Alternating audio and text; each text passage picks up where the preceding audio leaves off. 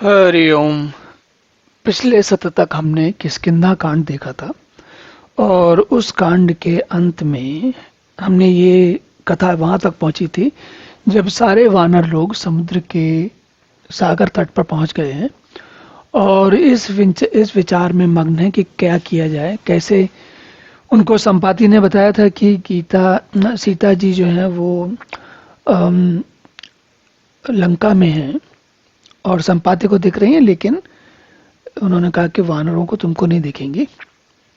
तो उनकी बताई जानकारी के हिसाब से अब पुष्टि करनी है, पक्का करना है कि सीता जी वहीं पर ही हैं और जीवित हैं, कोई उनको कठिनाई तो नहीं है, कैसे क्या हाल है।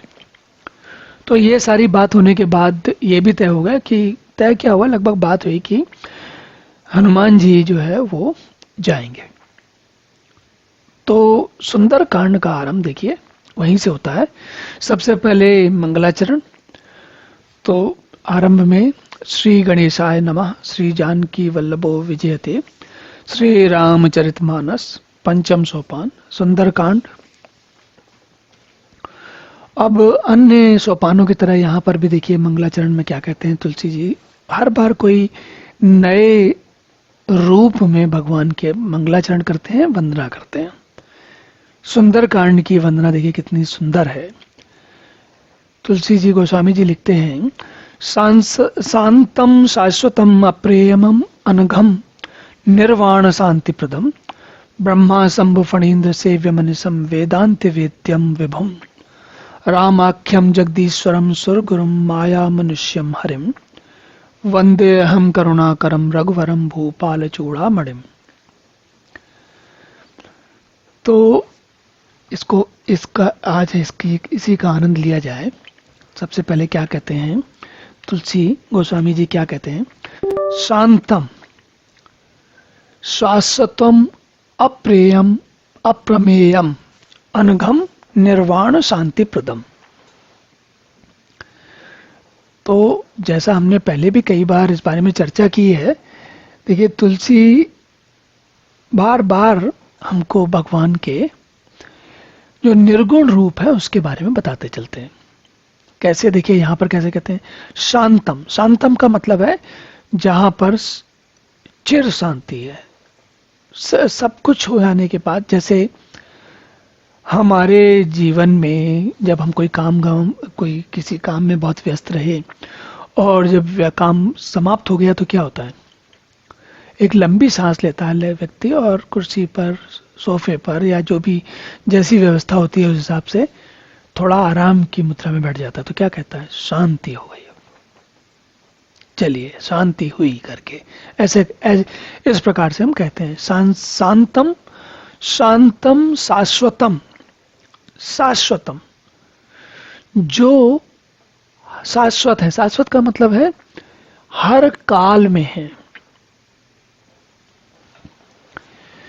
शाश्वत का शब्द का वास्तविक अर्थ होता है कि हर काल में है। अब ये बात कौन कहेगा?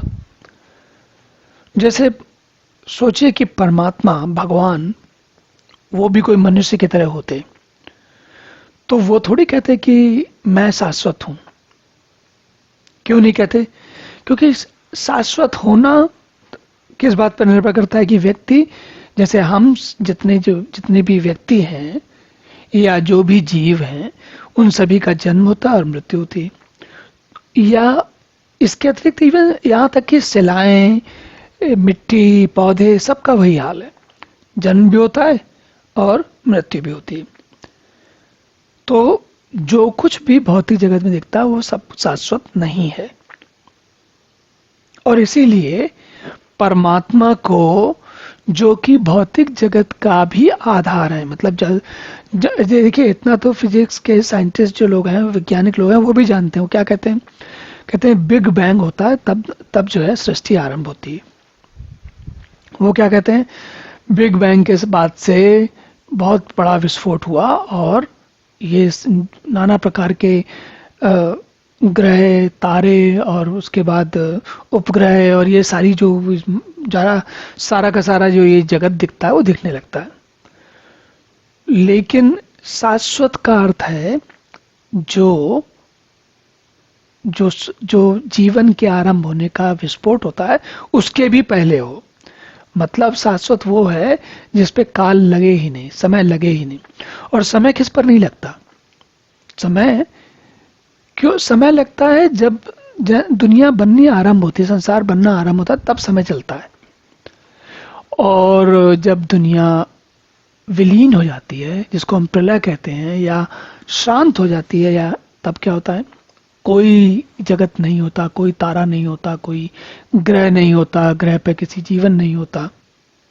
तो भगवान जो है वो शाश्वत, जब भगवान को शाश्वत कहा जाता है तो शाश्वत का अर्थ ये है कि वे वो हैं भगवान, मतलब वो व्यक्ति की तरह नहीं, मनुष्य की तरह नहीं है, हमारी आपकी तरह नहीं है भगवान वो वाले। वो कैसे हैं? वो उन्हीं से सृष्टि आरंभ होती है और उन्हीं में सृष्टि विलीन हो जाती है। तो शाश्वत का यहाँ अर्थ है जो कि सकाल के भी परे हैं और हर समय है। अब अगला देखते हैं, अप्रमेयम। अप्रमेय, सामान्य विद्यार्थियों को शायद प्रमेय शब्द का अर्थ पता हो या ना पता हो। होता यह है कि 7वीं 8वीं 10वीं कक्षा तक भी गणित में, विशेषकर उसमें बीज गणित में या रेखा गणित में या और भी गणित के सारे हिस्सों में कहीं ना कहीं प्रमेय आती है। प्रमेय का क्या होता है? कोई सिद्धांत बताया जाता है कि ये सिद्धांत होगा, तो उस सिद्धांत को या उस बात को कोई बात कही जाती है और उसे कहा जाता है कि सिद्ध करो। तो हम लोग कहते हैं उसको, हिंदी भाषा में कहते हैं कि प्रमेय सिद्ध करना। अब ये बात गणित में दिखती है लेकिन लगती और जगह पे भी है। अब तुलसी गोस्वामी जी क्या कहते हैं? अप्रमेयम, जिन पे कोई सिद्धांत ना लगे, कोई प्रमेय ना लगे। तो भगवान ऐसे हैं कि उनके वो अप्रमेयम है, उनके ऊपर कोई सिद्धांत नहीं लगता। क्यों? सिद्धांत लगे ना लगे, इसका क्या अर्थ क्या है?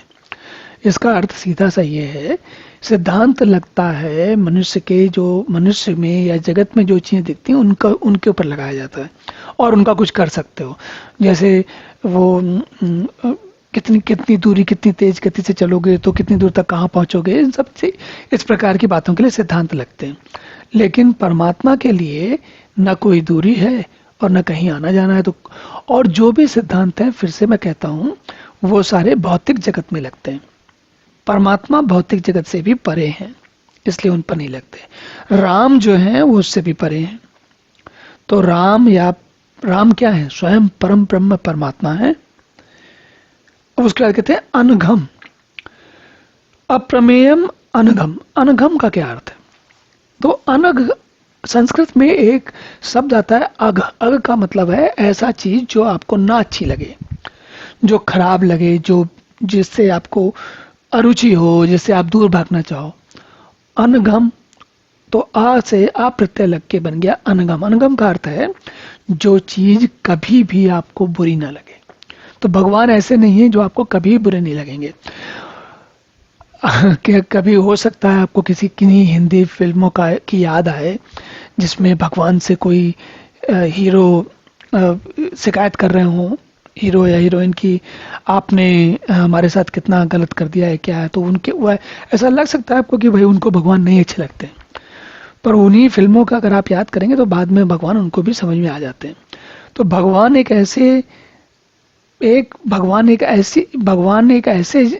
हैं, उनको हम जीव भी नहीं कह सकते, भगवान को जीव भी नहीं कह सकते, कि भगवान एक ऐसी चीज है, या यूं कहिए कि भगवान एक ऐसे हैं जो कि किसी को कभी भी बुरे नहीं लगते।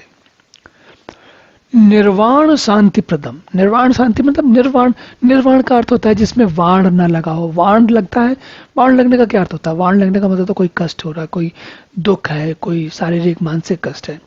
निर्वाण का अर्थ है जब वाण न लगा हो या कि वाण निकल जाए। और निर्वाण शांति प्रदम, निर्वाण शांति का मतलब है जैसे निर्वाण के बाद जो शांति मिलती है, कोई कष्ट होता है, कष्ट दूर हो जाता है तो जो शांति मिलती है, उस प्रकार के शांति को देने वाले। तो ये जो पहली वाली पंक्ति में था, ये सारी बात गोस्वामी जी ने कही भगवान के निर्गुण जो रूप है उसके बारे में। और उसके बाद अब आते हैं सगुण वाले पे। क्या कहते हैं? ब्रह्मा शंभु फणींद्र सेव्य मनीषम। ब्रह्मा, शंभु, शेषनाग जी, फणींद्र मतलब शेषनाग जी, और उनके द्वारा सेवित, सेव्यम अनिसम, उनके द्वारा सेवित और उनके द्वारा जानने योग्य, उनके द्वारा जो सेव्यम अनिसम, जो जी भगवान वो हैं जिनको कि ब्रह्मा जी, शंभु जी, शेष जी ये लोग भी जानते हैं, जानने की इच्छा रखते हैं और जानते हैं। वेदांत वेद्यम विभुम, वेदांत के, जो वेदांत के सारे वेदांत को जानने वाले हैं और सर्वव्यापक हैं, देवताओं में सबसे बड़े हैं, और विभुम, विभुम का मतलब है, विभु का मतलब भू से अर्थ होता है कोई चीज होना, और विभु का अर्थ होता है विविध प्रकार से होना। तो क्या है, ये भगवान जो हैं वही विविध प्रकार से हुए हैं। तो वो आप हैं, वो मैं हूं, वो धरती है, वो आकाश है, वो और सब कुछ है। तो भगवान क्या है, विभु है, क्योंकि हम सभी के रूप में भगवान प्रकट हुए हैं। आगे कहते हैं रामाख्यम जगदीश्वरम सुरगुरुम माया मनुष्यम हरिम। रामाख्यम जगदीश्वरम, देवता राम ऐसे हैं कि जगदीश्वर हैं और समस्त देवताओं के गुरु हैं। माया के रूप में, अपनी माया से उन्होंने मनुष्य के रूप में हरि भगवान ने जन्म लिया है। और वंदे अहम करुणाकरम रघुवरम भूपाल चूड़ामणिम, तो राजाओं के भूपाल, भूपाल मतलब राजाओं के शिरोमणि हैं, रघुकुल में श्रेष्ठ हैं, और उनकी मैं वंदना करता हूं और सब वो मुझ पर करुणा करें।